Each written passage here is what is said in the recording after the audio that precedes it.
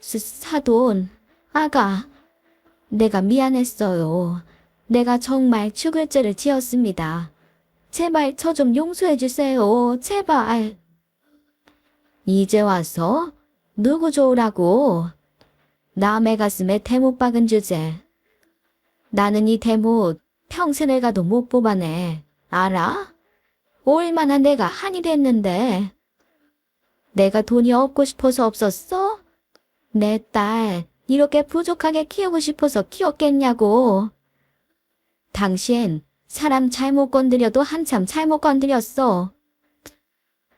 미안해요. 내가 정신이 나갔었나 봐요. 내가 정말 큰 실수했습니다. 돈 가지고 사람 그렇게 무시하는 거 아니었는데 내가 정신이 나갔었어요. 정말 미안합니다. 정말 너무너무 미안해요. 우리는 당신 절대로 용서 못해. 당신 인생이든 아들 인생이든 모두 다 당신 스스로 망친 거야. 그 죄값 치르고 평생 후회하면서 살아. 평생 우리한테 미안해하며 살라고. 안녕하세요. 저는 현재 65세가 되어 인생이 폈다고 할 수 있는 한 노년의 여성입니다. 처음 이 이야기가 시작될 때 싸우던 두 사람이 누군지 궁금하시죠? 네, 그중 한 명은 바로 저이고 저와 다툰 사람은 다름 아닌 저의 전 사돈입니다. 저에게는 딸아이가 한 명 있어요. 제 딸에게는 결혼까지 약속하고 양가 상견례까지 마쳤던 사람이 있었지만 안타깝게도 그 상견례를 끝으로 그 집안은 물론 결혼을 약속했던 사람과도 인연을 끝내야 했습니다. 왜냐고요? 아마 처음 대화 내용만 보더라도 예상이 되실 텐데요. 그 이유는 전적으로 그쪽 집안의 무개념 안사돈 때문이었습니다. 그 집 안사돈은 딸애가 결혼 준비를 하는 내내 저와 제 딸을 대놓고 무시했습니다. 그 이유는 그쪽 집안과 우리 집안의 경제적인 차이가 너무나도 컸기 때문이죠. 돈 많은 게 모글이 큰 유세라고 저와 제 딸은 갖은 모욕을 당해야만 했네요. 근데 거기에서 끝난 줄로만 알았던 인연을 예기치 못한 곳에서 다시 마주하게 되면서 제 속이 또 한 번 뒤집어지게 되었는데요. 재회하게 된 자리에서 무리하게 짝이 없는 전 사돈에게 통쾌하게 복수해줄 수 있었습니다. 그럼 지금부터 모두가 통쾌할 만한 제 이야기를 소상히 털어놓아 보겠습니다. 집중해서 들어주세요. 저는 아이를 낳은 지 얼마 안 된 젊은 시절에 남편을 잃었습니다. 당시 남편은 월급 많이 주는 번듯한 직장이 있는 사람이었고 저는 가정주부로 지내며 아이를 낳고는 육아에 전념하며 나름 안정적이고 평화로운 가정을 이루고 있었죠. 남편은 참 다정한 사람이었는데 그와 인연이 긴 인연은 아니었는지 회사 일로 인해 출장을 다녀오던 남편이 교통사고로 먼저 우리 곁을 떠나게 되었어요. 둘만 남게 된 저는 당연히 회사 쪽에 보상금을 받으려 애를 썼지만 회사 입장에서는 근무 장소를 벗어난 곳에서 당한 사고는 보상해줄 수 없다고 하더군요. 너무나 비통하고 억울했습니다. 하지만 그때 당시에는 산재를 대부분 안 해주던 시절이었기에 보상금을 받을 방법이 없었네요. 그렇게 한순간에 남편을 잃음과 동시에 저는 가장으로서의 역할까지 떠맡게 되었어요. 딸아이를 먹여 살리기 위해서는 일을 시작해야 했습니다. 참 막막하더군요. 남편을 만나 가정주부로만 살던 제가 밖에서 무슨 일을 해야 할지 눈앞이 캄캄했어요. 근데 사람이 꼭 죽으라는 법은 없다고 하잖아요. 평소 남편과 같은 회사를 다니면서 저희 남편을 많이 따랐던 직장 후배가 있었는데 그 후배가 제게 일자리를 하나 연결해주는 것 아니겠어요? 그건 다름 아닌 부잣집에서 입주가정부로 일하는 것이었습니다. 부모님이 건너 아는 지인분이신데 최근 입주가 정보를 찾고 있다는 이야기를 듣고 저를 연결을 해준 것이죠. 그게 저와 제 딸에게는 평생의 행운을 다 끌어다 썼다고 할 수 있을 정도의 큰 기적이었어요. 왜냐하면 저희가 들어간 그 부잣집 사장님네매가 정말 좋으신 분들이었거든요. 저희가 처음 그 집에 들어갔을 때 이미 그 집 사장님과 사모님은 우리 사정을 알고 계셨어요. 그래서 다른 많은 지원자들을 대처주고 지인을 통해 우리 사정을 듣고는 바로 고민도 없이 저를 고용해 주신 거였죠.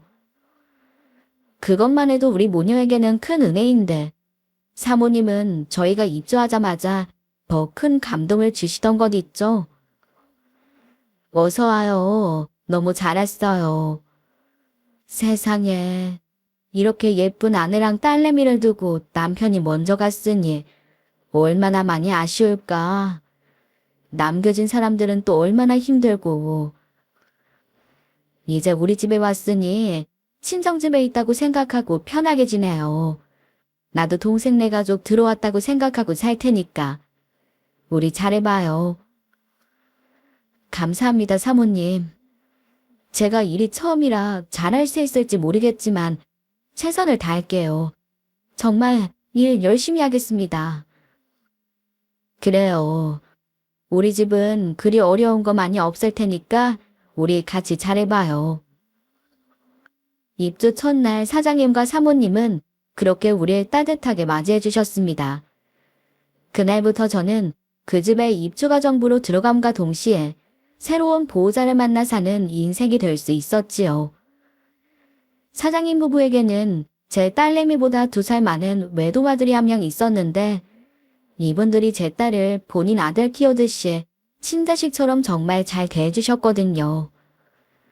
우리 딸 중학교, 고등학교 들어갈 때는 교복에 필요한 학용품까지 다 챙겨주시고 학교를 다니면서 졸업을 할 때까지는 본인 아들 봐해주는 선생님까지 붙여줄 만큼 정말 친자식 대하듯 해주셨습니다. 그래서 우리 딸도 가난한 제 밑에서 자라면서도 남부럽지 않은 교육을 받으며 공부할 수 있었고 그 덕에 명문대까지 진학할 수 있었네요. 명문대 간호학과로 진학한 제 딸은 또 열심히 공부해서 대학병원 간호사가 될 수 있었습니다. 우리 딸이 첫 직장에 들어가서 첫 월급을 받았을 때 제 선물뿐만 아니라 사장님 부부 선물까지 모두 챙겼을 정도로 우리는 친가족처럼 지내고 있었어요. 그렇게 저도 자리를 잘 잡고 우리 딸도 어느 정도 사회에서 자리를 잡으며 평화롭게 지내고 있을 때 우리 딸아이도 연애를 하기 시작했습니다.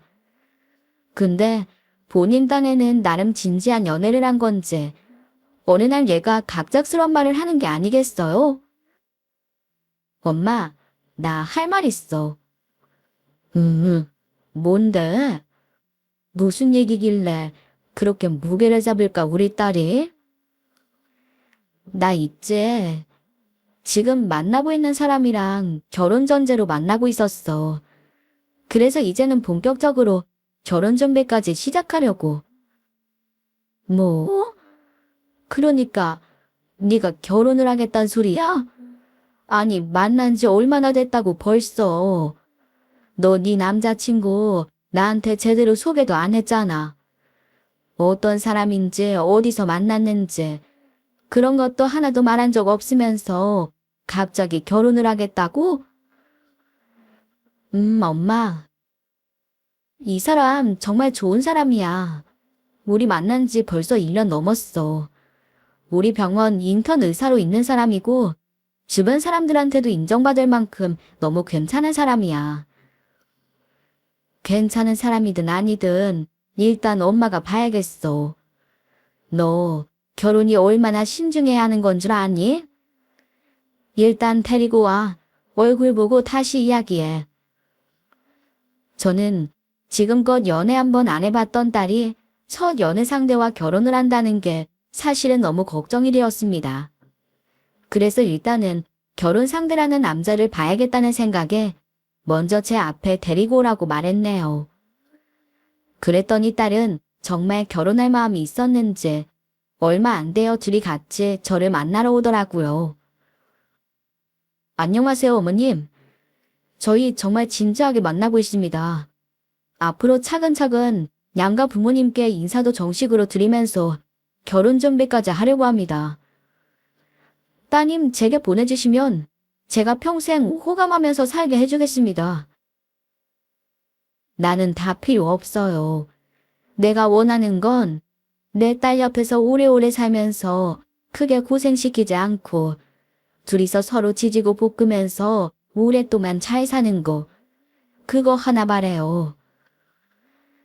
내 딸한테 들었는지 모르겠지만 애 아빠가 일찍이 하늘로 먼저 가면서 정말 고생 많이 하면서 자랐어요.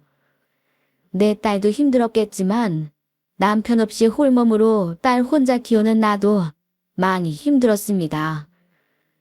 나는 내 딸이 나와 같은 삶을 사는 꼴은 절대로 보고 싶지 않아요. 그러니까 애초에 끝까지 내 딸 지킬 자신 없으면 결혼은 생각도 하지 말아요. 근데 당연하죠, 어머님. 저 우리 서연이 옆에 딱 붙어서 절대 안 떨어질 거예요. 그 걱정은 안 하셔도 됩니다. 저 서연이 정말 많이 사랑합니다. 저는 걱정 어린 말을 했던 것과는 반대로 믿음직스럽게 대답하는 모습을 보면서 은근 예비 사이가 마음에 들었습니다. 그래서 결혼을 허락하게 되었죠. 하지만 그게 저와 제 딸에게 크나큰 상처를 주는 선택이 될 줄은 꿈에도 몰랐네요. 어느 날 딸이 술을 좀 마셨는지 집에 와서는 이러더라고요. 지금 생각해보면 그 상처의 시작점이 아마 그날이 아니었을까 싶습니다. 엄마, 내가 아빠만 있었더라도 지금보다는 좀 더 넉넉하게 살았을까? 그럼 엄마도 입주가정부 안 하고 그냥 평범하게 여유롭게 살지 않았을까? 아빠가 있었더라면 그랬겠지? 근데 서연아, 그건 왜? 평생 한 번도 안 했던 이야기잖아. 혹시 오늘 밖에서 무슨 일 있었어? 사실 있잖아, 엄마. 예비 시댁이 우리 집안이랑은 좀 많이 달라. 오빠네가 좀 여유 있는 집안이거든. 아버님도 의사인데다가 오빠네 할아버지 때부터 대대로 의사만 했던 집안이라 프라이드도 좀 남다르고. 오늘 인사 갔었는데 시어머니가 집안을 좀 많이 따지는 분이시더라고. 딱 봐도 내가 아빠도 없고 집안도 그냥 그런 집안인 게 보이니까 날 마음에 안 들어 하시는 것 있지? 그래서 나 엄마가 입주가정부라는 말도 못했다? 나 되게 못났지. 미안해, 엄마. 그랬구나. 우리 딸이 그런 일이 있었구나. 엄마가 못나서 미안해서 어떡하지? 엄마가 좀 더 능력이 있었더라면 우리 딸이 그런 취급은 안 당했을 텐데. 나 정말 살면서 단 한 번도 엄마가 부끄러웠던 적이 없었어. 그리고 지금도 마찬가지야. 엄마 하나도 안 부끄러워. 우리 엄마가 나 키우려고 얼마나 노력을 많이 했는데, 얼마나 고생을 많이 했는데, 내가 감히 엄마를 어떻게 부끄러워하겠어. 근데 오늘 예비시댁 앞에서는 차마 입이 안 떨어지더라고. 엄마를 무시할까봐, 나를 더 무시할까봐. 엄마가 못난 거 아니야. 내가 더 못났어. 솔직하게 말 못해서 미안해, 엄마. 딸은 저에 대한 미안함과 자신의 상황에 대한 억울함이 올라오는지 얘기를 하면서 엉엉 울기까지 했습니다.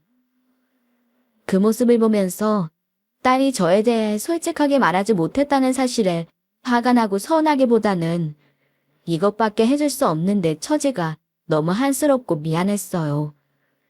거기다가 결혼 전부터 이런 수모를 받을 바에야 차라리 결혼을 안 하는 게 낫지 않을까 싶은 생각까지 들더군요. 사실 결혼이라는 건 당사자 둘만 두고 볼 수 있는 일이 아니라고 생각하거든요. 그래서 고민 끝에 딸아이에게 조심스럽게 말했죠. 서연아, 너 그 결혼 꼭 해야겠어?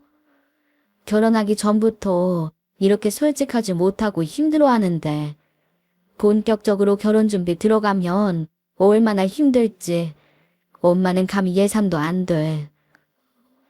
네가 지금 처음 연애해서 그 사람밖에 안 보이는 건데 좋은 사람은 이 세상에 얼마든지 많아.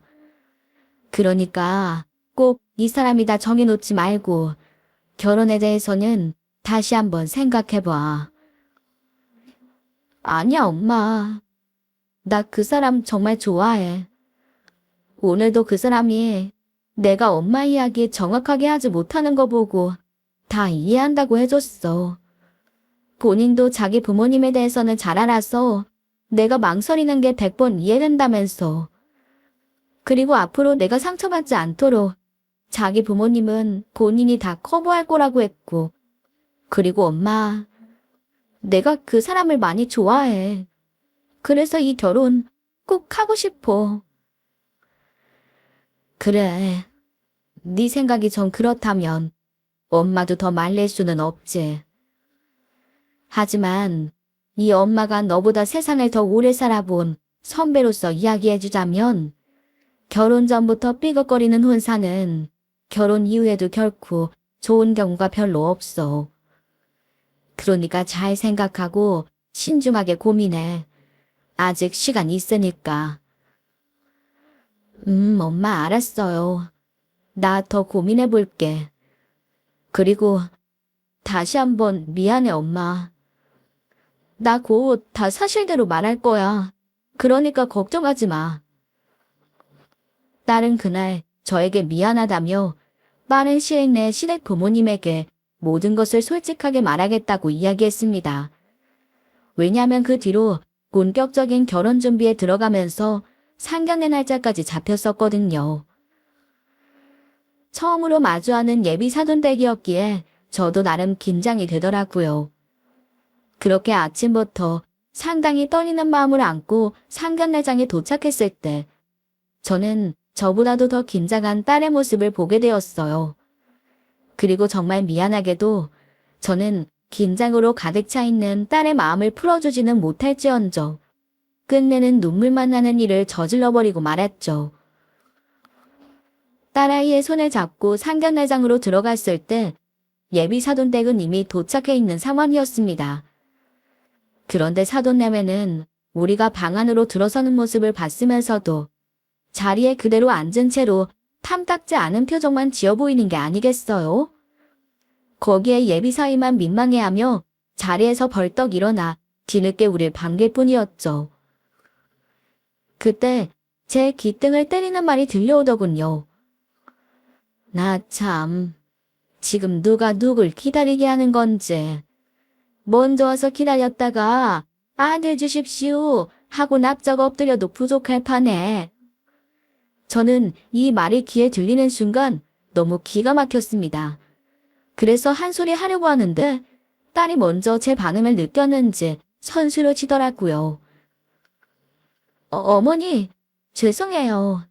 일찍 출발한다고 했는데 오는 길이 꽉 막히던 거 있죠? 먼저 와서 좀 기다렸으면 좋았을 텐데 너무 죄송해요. 아버님 오래 기다리셨죠? 대신 맛있는 코스로 예약해놨으니까 식사하시면서 기분 푸세요. 딸은 벨도 없는지 지가 알아서 속이고 들어가더라고요.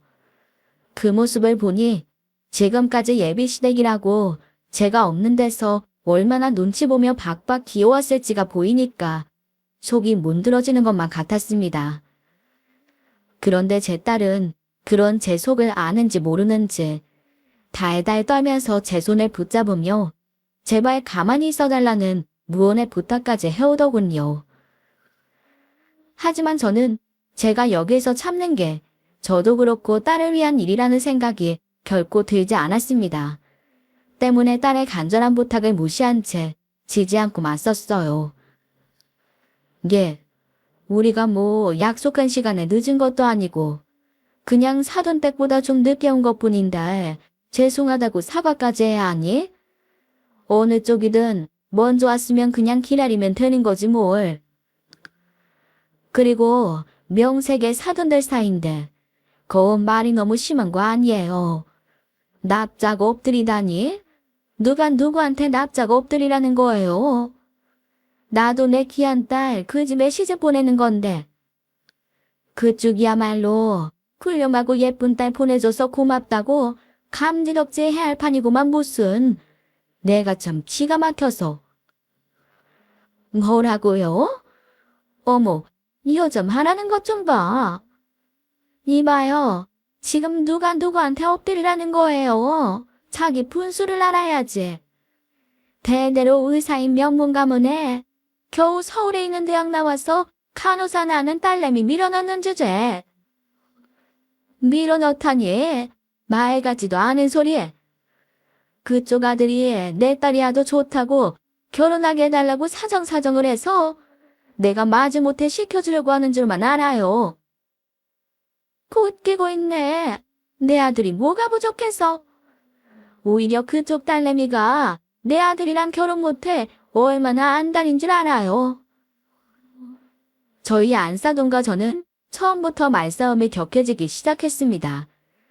이때 저는 딸아이는 안중에도 없이 무리하게 나오는 안사돈이 괘씸해 화를 낼 수밖에 없었어요. 저희 둘의 언성이 높아지자 결국 양쪽 자식들이 나와 저희들을 말렸고 바깥사돈까지 나서서 저희들을 말리더라고요.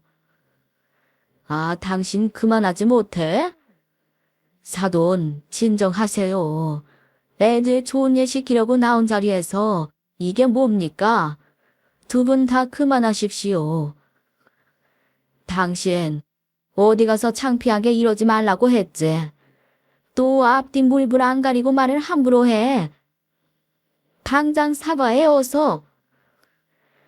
결국에는 바깥사돈이 안사돈을 향해 호통을 치자 그제서야 그 시끄럽던 안사돈이 조용해지더라고요. 분위기를 보아하니 원래 성격 자체가 이상한 사람이라 본인 남편한테도 많이 무시를 당하는 듯 했습니다. 근데 바깥사돈이 아무리 저를 말려도 안사돈이 가만히 안 있었으면 저는 더 했었을 거예요. 하지만 바깥사돈의 호통 덕에 안사돈도 무례한 행동들을 멈추었고 딸은 당황스러운 상황에 울먹거리기까지 했기 때문에 일단은 거기에서 참았습니다. 겨우 진정하고서야 정상적인 상견례를 하려고 하는데 이 사람은 진짜 쉬질 않고 저희를 무시해대더군요. 둘이서 결혼해도 간호사 일은 계속 할 거지? 나는 행여나 내 아들이 밖에서 열심히 벌어간 돈 집에서 축내는 꼴은 못 본다. 네, 걱정 마세요, 어머님. 저도 일 쉴 생각 없어요. 간호사 일하는 것도 적성에 잘 맞고 보람도 있거든요. 그래, 그건 잘 생각했네. 이제야 겨우 말이 좀 통하는 것 같구나. 저는 딸과 안사돈의 대화를 들으면서 속으로 정말 기가 찼습니다. 우리 집이 아무리 돈이 없다고 한들 이런 취급까지 당하면서 결혼을 해야 하는 건가? 진짜 딸내미가 이해가 안 될 지경에까지 이르게 되었죠. 속에서 우라가 치미는 걸 참으면서 상견례를 하고 있던 중에 결국에는 대형 사건이 하나 빵 하고 터지고 말았습니다.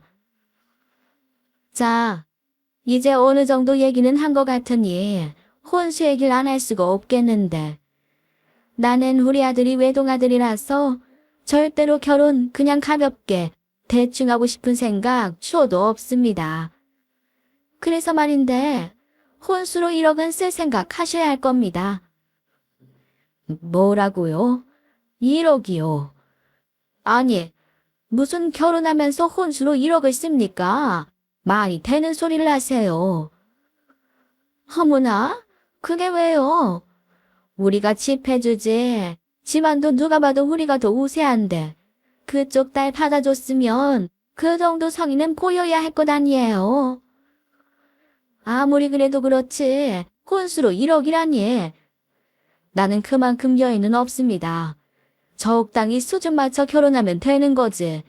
난 절대로 그만큼은 못해요. 왜 못해요?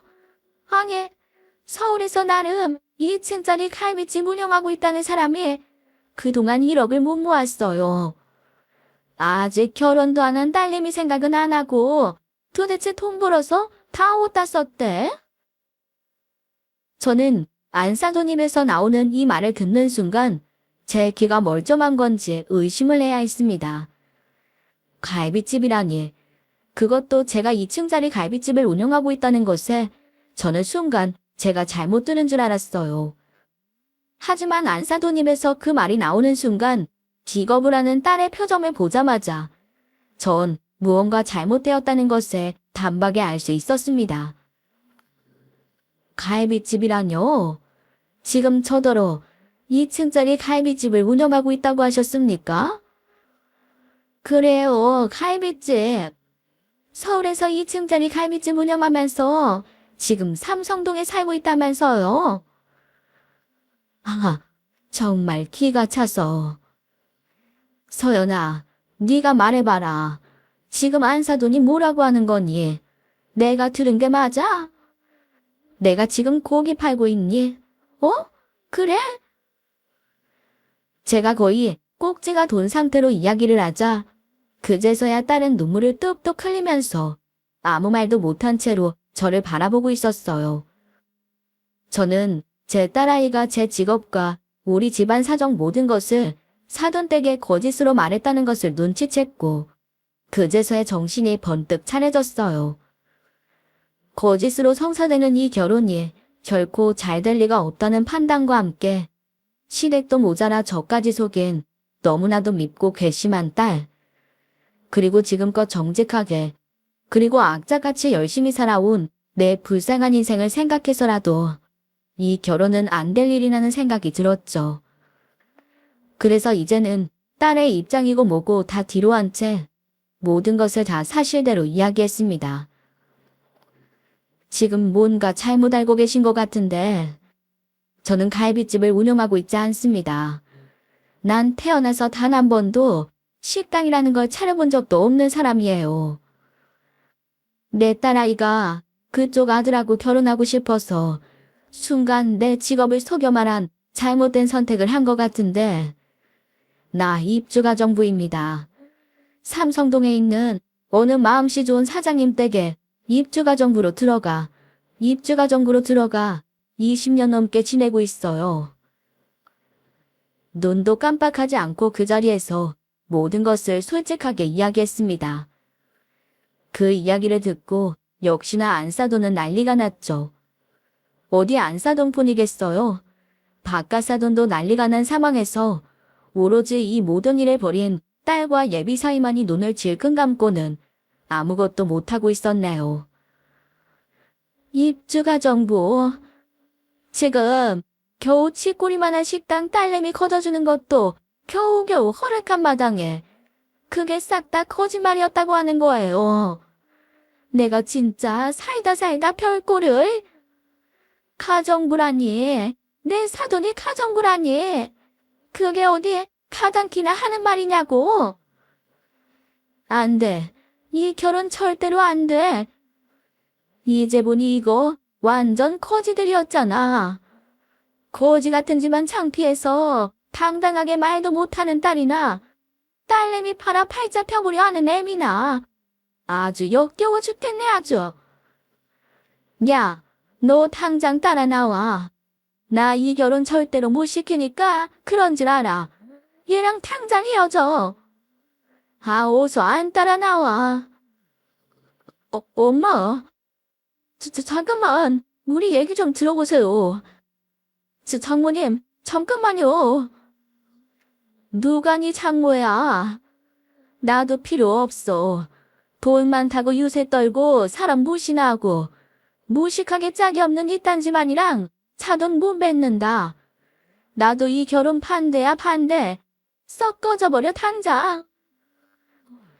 저와 안사돈의 난리에 결국 그 상견례는 완전히 파토가 나고 말았습니다. 사돈네가 떠나버린 그 자리에는 저와 딸만이 남아있었죠. 한 차례 폭풍 같은 시간을 보낸 저는 정말이지 어떤 말도 할 힘이 남아있지 않았었어요. 목 같은 여자한테 무시를 당한 수모도 수모였지만 나를 떳떳하게 내놓지 못한 딸아이한테 정말 많이 실망했거든요. 아마 지금 제 사연을 듣고 계시는 분들이라면 이 못난 딸 등짝이라도 후드려 패지 그랬냐고 그러실지도 몰라요. 근데 사람이 너무 크게 실망을 하고 너무 크게 화가 나면 오히려 그 무엇도 할 의지도 힘도 생기지가 않더군요. 저는 그냥 제 딸을 상동하고 싶지가 않았어요. 그저 하염없이 울며 아무것도 못하고 있는 딸을 향해 딱 이 말 한마디만 하고는 혼자 상견례장을 빠져나와 버렸죠. 이게 네가 바라는 결혼이었니? 나 혼자 잔뜩 상처 입고 끝나버리는 이 상황이 네가 원하던 거였어?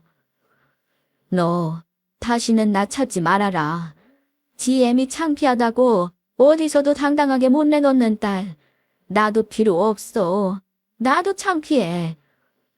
그러니 어디 가서 내 딸이란 소리 하지 말고 다신 보지 말자. 엄마, 미안해. 내가 잘못했어. 내가 생각이 짧았어. 한 번만 용서해줘요. 나 이 결혼 안 할게. 다 포기할게. 나도 지금 후회하고 있어. 그러니까 후회할 짓을 왜 해? 이거 놔. 꼴도 보기 싫다. 따라오지도 마. 저는 저를 붙잡으며 우열을 하는 딸의 손을 내팽개쳐버리고는 그대로 나와버렸어요. 참으로 비통했습니다. 집으로 가는 내내 내 인생은 왜 이 모양 이 꼴일까? 대체 왜 이렇게 박복하게만 살아야 하는 건가 싶어 살고 싶은 생각이 없었습니다.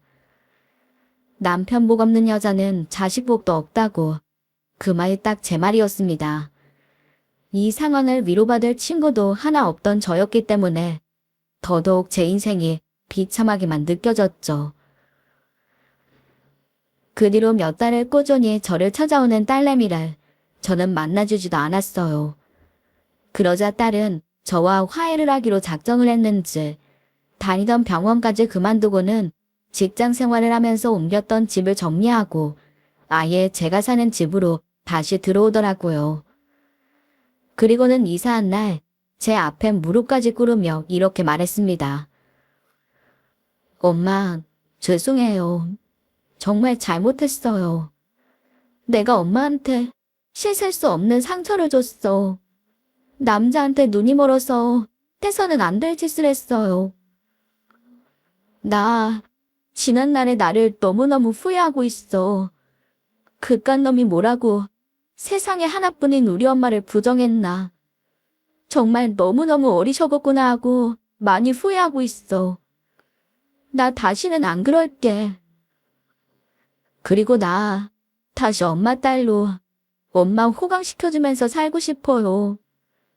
제발 나 받아줘 엄마. 딸은 닭똥 같은 눈물을 흘리며 저에게 진심 어린 사죄를 했어요. 하지만 그때도 저는 받아주지 않았습니다. 근데 얘도 작정을 했는지 아예 제 취업도 미뤄두고는 저를 따라다니면서 귀찮게 하더라고요. 지극정성으로 화해를 시도하는 딸을 보면서 그래도 애미라고 마음이 풀리던 것 있죠. 시간이 지나고 보니 내 딸이 오죽했으면 그랬을까. 내 딸아이도 입주가정부 딸로 살고 싶어서 태어난 건 아닐 텐데. 내 자식한테 나도 내 인생으로 인해 상처와 아쉬움을 줬구나 싶어 용서를 하게 되었네요. 결국 저는 딸과 맥주 한 잔을 마시며 모든 미운 마음, 원망하는 마음을 풀어냈어요. 그렇게 화해를 한 저희들은 다시 예전 사이좋았던 모녀로 돌아왔습니다. 그리고 딸도 어느 정도 저와 관계를 회복한 뒤에야 다시 간호사로 일을 하며 지내고 있었죠. 여전히 저는 사장님 내외와도 가족 같은 사이로 잘 지내고 있었는데요. 늘 마음속에 큰 은혜를 입었다는 생각에 언젠가는 이 은혜를 꼭 갚아야겠다는 짐을 안고 살아가고 있었어요. 그런데 정말 좋은 기회로 이 빚을 갚게 되던 순간이 찾아오게 되었습니다. 그때는 바로 사모님의 생신날이었습니다. 늘 매년 생신상은 제가 정성스럽게 준비를 하기 때문에 그날도 어김없이 딸과 함께 사모님의 생신상을 차리고 있던 중이었어요. 그때 사장님 내외가 거실에 있었는데 벼랑간 사모님의 비명소리가 들리는 게 아니겠어요? 저와 딸은 놀래서 거실로 달려나갔고 거실의 광경을 보자마자 우리도 깜짝 놀라고 말았습니다. 왜냐하면 갑자기 사장님이 바닥에 쓰러져 정신을 차리지 못하고 있었거든요. 여보, 어머, 이 사람이 왜 이래? 여보, 정신 차려봐. 이걸 어떡하면 좋아? 모두가 혼비백산하며 우왕좌왕하고 있을 때 간호사인 제 딸이 바로 나서기 시작했습니다. 엄마, 빨리 119, 당장 119 불러야 돼. 아무래도 증상이 뇌졸중 같아. 빨리 불러, 빨리. 딸은 저더러 119를 부르라는 말과 동시에 바닥에 쓰러져 있는 사장님께로 다가가 응급처치를 하기 시작했어요. 능숙하게 응급처치를 한 딸과 신속하게 도착한 119로 인해서 사장님은 위기를 무사히 넘길 수 있었습니다. 그날 천만다행으로 고비를 넘긴 사장님에게 병원에서는 초반에 응급처치를 너무 잘해서 환자가 무사할 수 있었다고 극찬까지 했어요. 그 사건 이후로 사장님 부부와 우리 가족은 더 끈끈해졌습니다. 또 두 분은 우리 딸도 더 예뻐해지셨는데요. 어느 날은 사장님 아들까지 제게 와서 이러더라고요. 이모님이랑 서연이 덕분에 저희 아버지가 살 수 있었어요. 정말 감사합니다. 제가 계속 일이 바빠서 제대로 된 감사 표시를 못했는데 따로 식사 자리 잡아놓을 테니 서연이랑 같이 오시겠어요? 저희 부모님이랑 같이요. 아니야. 괜찮아. 이미 사장님하고 사모님께서 너무 고맙다면서 여러 차례 밥도 사주시고 됐다는데도 굳이 선물까지 사주시면서 성의 표시하셨어. 거기다가 우리 가족이 너나 너희 부모님한테 그동안 얼마나 받기만 하면서 살았니? 나는 그 마음의 빚 이번 기회에 제대로 갚았다는 생각이 들어서 오히려 내가 더 감사한 입장이야. 그러니 너까지 그렇게 안 해도 돼. 그런 게 어딨어요. 저희 부모님은 저희 부모님이고 저는 저죠. 우리 아버지 살려주신 은인이신데 제가 어떻게 그냥 넘어가겠어요. 이미 저희 엄마 아빠한테도 다 말씀드려놨으니까 꼭 같이 식사하러 오세요. 아셨죠? 아이고 참. 그래 알았다. 고마워. 꼭 갈게. 그렇게 저는 딸과 함께 사장님 아들의 초대를 받아 한 고급 호텔의 식당으로 가게 되었습니다. 당시에 딸은 일이 있다며 저더러 호텔로 오라고 했었기 때문에 저 혼자서 입구에 도착해 있던 상황이었어요. 그런데 그곳에서 물나무 다리에서나 만난다는 원수를 만나고야 말았네요. 원수가 누군지는 다들 아시지요? 네, 맞아요. 제 전 사돈이었습니다. 택시에서 내려 호텔 레스토랑 입구로 들어가려는데 저를 먼저 발견한 전 사돈이 아는 체를 하는 것이 아니겠어요? 거기에서 저는 그날 상견례 장소에서보다도 훨씬 더 끔찍한 취급을 받아야 했습니다. 왜냐하면 여자가 제 얼굴을 보자마자 난데없이 제 멱살을 잡아 끌며 이렇게 말했거든요. 야, 너 잘 만났다. 너 뭐야? 대체 정체가 뭐냐고? 네가 그랬지? 네가 내 아들 앞길 다 막은 거지? 그치?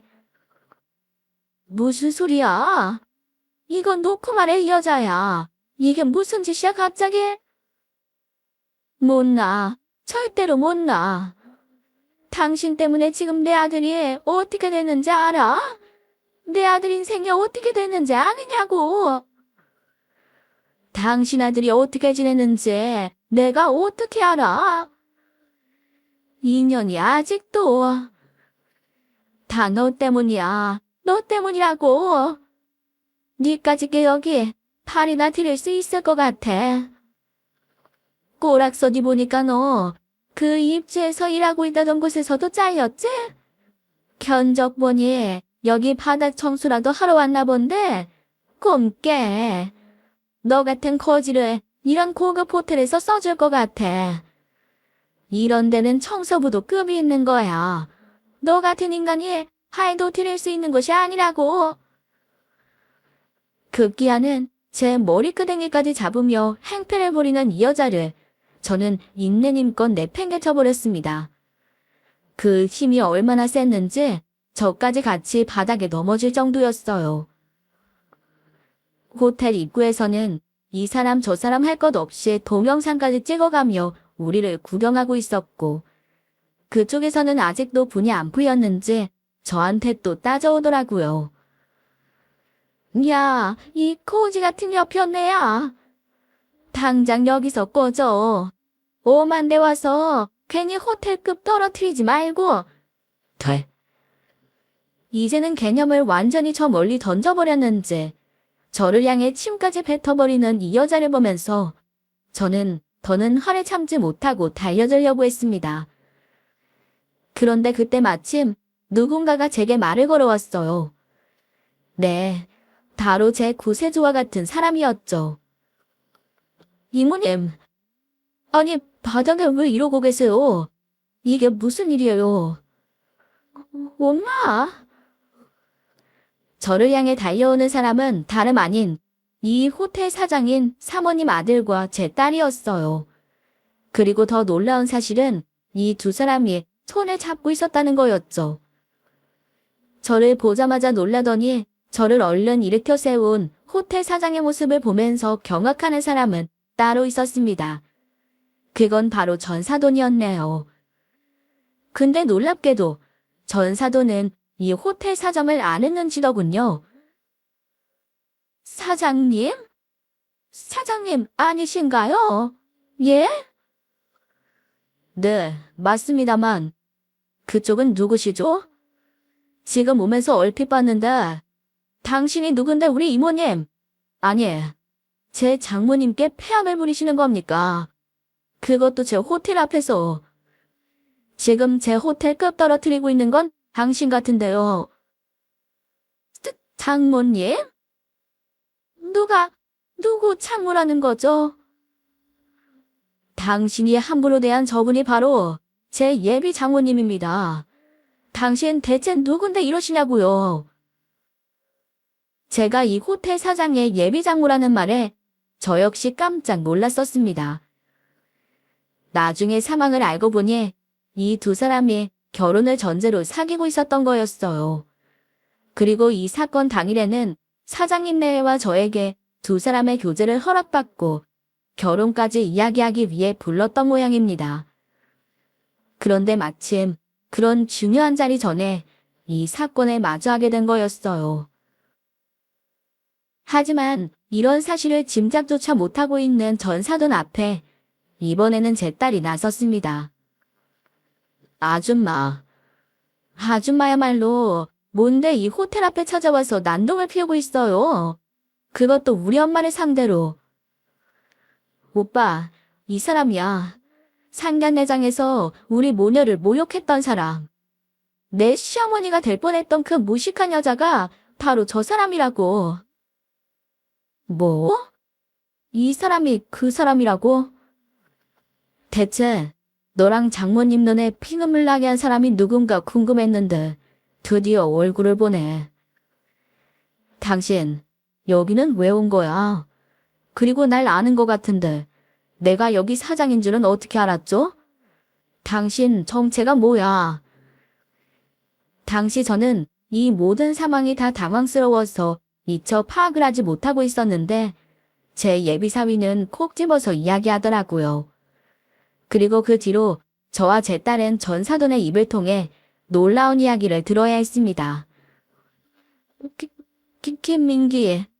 김민기 아시죠? 얼마 전에 사장님 차 박았던 제가 그 김민기 엄마예요. 제발 합의 좀 부탁드리러 왔습니다. 지금 제 아들하고 합의를 안 해주신다고 들었어요. 사장님도 사장님 차 운전하던 기사님에게도 충분히 살해하겠습니다. 사죄도 할게요. 그러니 제발 합의 좀 부탁드릴게요. 지금 제 아들 깜빵에 들어가게 생겼어요. 사람 하나 살리는 셈치고 제발 좀 부탁드리겠습니다. 여기까지 두 사람의 대화를 들으면서 저와 딸은 어안이 벙벙했어요. 하지만 우리와는 상관없이 이 두 사람의 충격적인 대화는 계속되었습니다. 당신이 그 뺑소니범 어머니셨나요? 사람 하나 살리는 셈치자고요. 당신 아들의 그 음주 뺑소니 때문에 우리 기사님은 아직도 병원 신세에서 못 벗어나고 있고 나도 지금 계속해서 병원 치료받고 있어요. 알아요. 그런데도 이 큰일을 저지른 장 사장은 사죄하기는커녕 우리더러 왜 자기 진론을 방해해서 그딴 일을 당하냐며 아나무인의 태도를 보였지. 근데 그런 사람한테 합의해. 절대 못합니다. 오히려 당신 아들은 깜빵에 들어가는 게 인간 개조하는데 큰 보탬이 될 겁니다. 그러니 충분히 제값 치르고 나오라고 하세요. 안 됩니다. 우리 아들이 깜빵이라뇨. 우리 민기, 제가 외동 아들로 정말 애지중지 키웠습니다. 살해할게요. 제가 이렇게 무릎 꿇고 사죄하겠습니다. 그러니 제발 선처 부탁드립니다. 네? 살인해? 내가 돈이 부족해 보입니까? 그리고 살해는 당연히 해야지. 지금 우리 기사님이 병원 신세 지고 있는 거, 정신적으로 충격받은 거 전부 다 배상하세요. 그리고 제값은 제값대로 달게 받으면 되는 겁니다. 그리고 내 예비 신부, 그리고 내 예비 장모님 마음에 대못 박은 사람한테 줄 선처라는 건 절대로 없습니다. 제가 이 두 사람한테 사죄하면 되겠습니까? 지금이라도 당장 사과할게요. 무릎 꿇고 싹싹 빌게요. 사돈, 아가, 내가 미안했다. 내가 정말로 죽을 죄를 지었어. 제발 저 좀 용서해 주세요. 제발. 제 예비사위에게 빌던 전 사돈은 이제 울면서 저와 제 딸을 향해 두 손 두 발을 싹싹 빌며 사죄를 하기 시작했어요. 그리고 예비사위는 이 모습을 지켜보면서 저더러 알아서 하라는 제스처를 취해주었죠. 그때 저는 제 속에 남아있던 모든 감정들을 다 모아 속 시원히 말했습니다. 아니, 나는 당신 절대로 용서 못해. 보아하니 당신 아들이 술 마시고 아주 큰 실수를 한 것 같은데 자업자득이야. 남의 눈에 피눈물 나게 한 거 당신이 고스란히 돌려받는 거라고. 내 예비사위가 당신이한테 선처를 해주든 말든 나하고는 하든 상관없는 일인데다 그 상관없는 일 때문에 오거지로 하는 사과 따위 받아주고 싶은 마음 눈꽃만큼도 없어. 그러니까 내 눈앞에서 내 딸 앞에서 썩 꺼져버려. 저는 이렇게 이야기를 하고는 그 자리를 벗어나 버렸습니다. 마지막까지 이 여자는 포기하지 않고 우리에게 달려들었지만 우리 중 누구도 이 여자를 받아주지 않았고 급기야 난동이 심해지자 제 예비사위가 직원들을 시켜 이 여자를 끌어내버렸어요. 나중에 예비사위를 통해 들어보니 딸과 결혼하려 했던 남자애가 술을 마시고 운전하다 제 예비사위가 타고 있던 차를 크게 박아버렸고 그 사고로 인해 그 차를 운전하고 있던 운전기사는 병원 신세를 질 만큼 많이 다친 데다 우리 예비사위까지 계속해서 치료를 받아야 했던 모양입니다. 우리 예비사위도 입원을 해야 했지만 워낙 일이 많아 입원까지는 못하고 있던 상황이라 당시 사고는 꽤나 컸던 것 같네요. 하지만 반성은커녕 아나무인의 태도를 보인 그 애가 징역을 살 위기에서 전 사돈이 자기 아들 대신 합의를 하기 위해 호텔까지 찾아온 것이었어요. 아마도 사보 과정에서 변호사를 통해 사보 당사자들과 합의를 시도했지만 그게 불발되자 제4위의 호텔까지 찾아왔던 거겠죠. 제 딸이 이야기하기에 두 사람이 연애를 하던 당시에 함께 알고 지내던 지인을 통해 들은 바로는 본인 엄마 때문에 제 딸과의 결혼이 어그러지자 완전히 폐인처럼 살다 이렇게 사고까지 저지르게 된 거라고 하더군요. 그러니까 결론적으로 이 여자는 딸과 저를 무시하고 결혼을 파토낸 대가로 본인의 아들의 인생을 완전히 망가뜨리게 된 겁니다.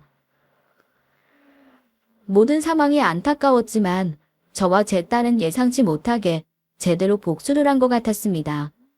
정말 10년 묵은 체증이 확 내려가는 듯한 기분을 느끼면서 저도 제 딸도 그제서야 진짜 웃을 수 있었어요. 그리고 그 뒤로는 우리는 양가지만 모두 전혀 예상하지도 못했던 상견례를 그 자리에서 하게 되었고 사장님과 사모님은 우리 모녀를 대환영하며 가족으로 받아주셨습니다. 그렇게 제 딸은 시집 잘가 재벌집 며느리로 위풍당당하게 잘 지내고 있어요. 저는 사모님의 권유로 저는 입주가정구는 하지 않고 근처에 집을 얻어 우리 사위가 주는 용돈 받으며 편하게 노년을 보내고 있답니다.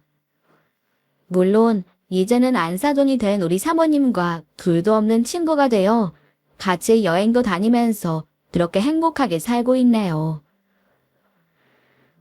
여러분, 제가 70을 바라보는 나이가 되어보니 인생이 꼭 내리막길만 있는 게 아니더군요. 제가 겪어보니 그렇더라고요. 우는 날이 있으면 언제든 웃는 날이 오더라는 겁니다. 제 사연을 들어주신 여러분들의 인생에도 부디 웃는 날이 있으셨으면 좋겠습니다. 오늘도 좋은 하루 되십시오.